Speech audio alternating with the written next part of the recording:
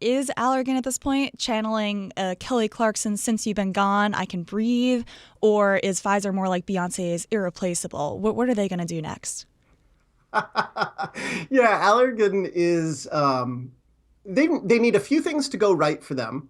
But they do have some very intriguing drugs that are in the pipeline. They've got a drug for migraine coming through the pipeline that could be $1 billion seller. They've got some new depression drug coming through the pipeline that could be $1 billion seller. Botox, of course, is a multi-billion dollar blockbuster, and they think they can get it approved for additional indications that could move the needle.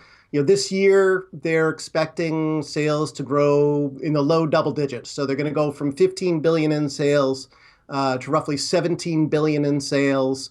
Solid growth. And then of course that how much of that translated into earnings and just will depend a lot on how good they are at cutting costs. Well, estimates have them growing earnings at 15% a year for the remainder of the decade. Which would be great. I mean, right? They talked about it in prior investor calls. They talked about $25 a share. Today on his call, the CEO of Allergan said, "Hey, we'd love to get to $30 a share, right?" Of Who course we wouldn't, would. right? But the thing that we have to remember too is that we've got non-GAAP EPS and GAAP EPS, Yeah. and because Allergan's been so acquisitive, it's really hard to say, okay, what's their real earning power absent all these acquisitions? Okay, they're going to earn, if they earn 15 or 20 or $25 on a non-GAAP basis, what does that mean on a GAAP basis? Last year they lost money if you do it on a GAAP basis. That's kind of crazy, yeah. And that does, of course, demonstrate that you probably should look at both. I think the other maybe yellow flag for this company is if you take a look at their balance sheet, they do have quite a bit of debt, but there's a caveat with that, with the potential sale of their generics unit to Teva. One of the biggest concerns that I have with this company, because again, I think investors need to always look at these what could go wrong kind of scenarios. And one of the things that I get a little bit nervous about, although of course, Allergan says we're on track, this deal is going to close. They're trying to sell their generics business to Teva. And if that deal goes through, they're going to get a check for 33 billion and some change. They're going to get another 6.75 billion worth of Teva stock. Okay. If they get that and the deal closes without a hedge, well, that makes that huge $42 billion in debt that's on their balance sheet become a lot more manageable, right? I mean, they've got 1.2 billion in cash and 42 billion in debt. That's not very good. So getting this money in from Teva would be game changing for the balance sheet. Of Now, course, that assumes, right, that this goes through. yeah, I was just going to say, if I had asked you a couple of days ago which deal was more likely to go through, the Allergan and Pfizer one or Allergan Teva, what would you have said? Whew, great question. I don't know. I was more worried probably about the FTC review of this generics sale. Really? Um, Okay. Then that's yeah, definitely kind of nerve only wracking. because, there's been a lot of pushback on generic drug price increases. Last summer, the Department of Justice actually sent an inquiry to Allergan asking about it, how it was pricing its generic drugs.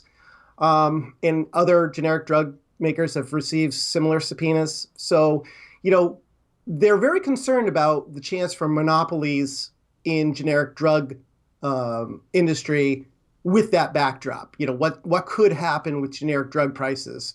So that probably does a lot to explain Allergan's current share price.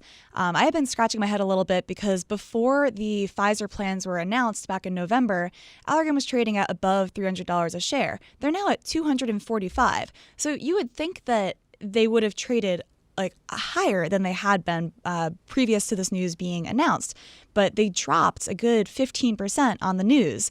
And so to me, that's like, well, before when it was a standalone business, you had it valued at one place. They say they're going to merge with Pfizer and you devalue them. And then the merger breaks up and they're trading even lower. But I think you might have the key there that it's more doubt about this Teva deal.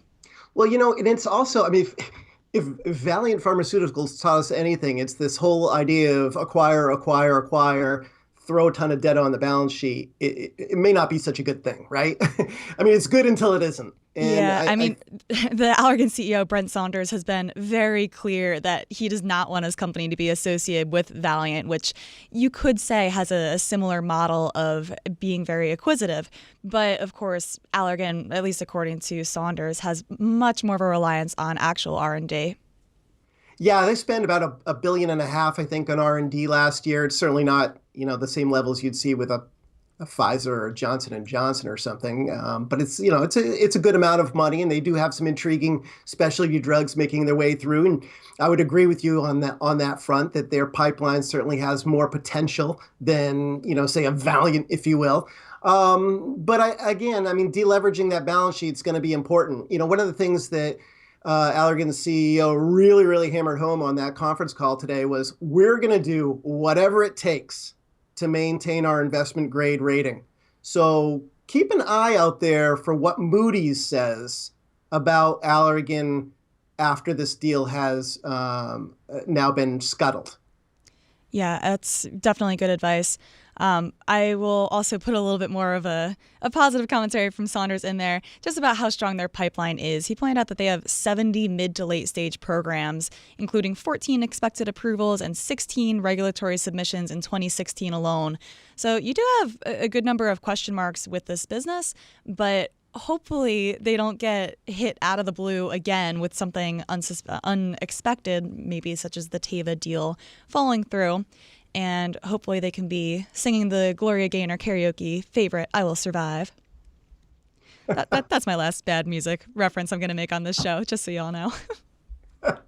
Yeah, they're going to be fine as long as this Teva deal goes through. I would think. The book value of the company is like $189 a share. You're not paying a lot more than book. If you're using the non-GAAP EPS estimate, it's about 14. The shares are trading around 14 times forward EPS estimates. Not bargain basement, but certainly not sky high valuation.